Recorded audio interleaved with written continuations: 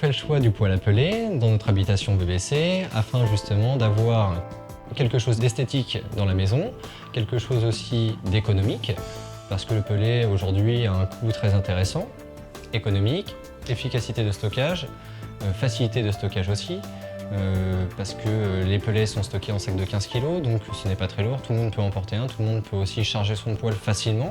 La mise en route est assez simple aussi, l'utilisation en marche réelle de fonctionnement au bout du compte est très facile aussi. Il y a plusieurs modes qui nous permettent de réguler la température de la pièce. Une température qui est assez agréable, conviviale, qui nous permet d'avoir aussi une jolie flamme. Donc, tous les avantages de la cheminée sans les inconvénients.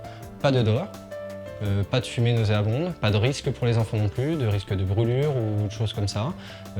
Tous les avantages sont réunis dans le poêle à peler. Vous le savez, la nouvelle réglementation thermique RT 2012 nous impose une énergie renouvelable dans chaque projet de construction. Nous allons donc étudier les poêles à bois et à granulés, énergie renouvelable par excellence. Esthétique, voire design, les poêles à bois sont composés d'une chambre de combustion en acier ou en fonte. Ces poêles d'agrément sont généralement sans inertie et fonctionnent particulièrement mal au ralenti. Leur autonomie est limitée et leur rendement varie de 40 à 70%.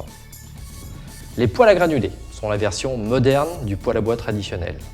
Les granulés sont stockés dans un réservoir au-dessus de l'appareil. Un mécanisme fait tomber les granulés dans un creuset.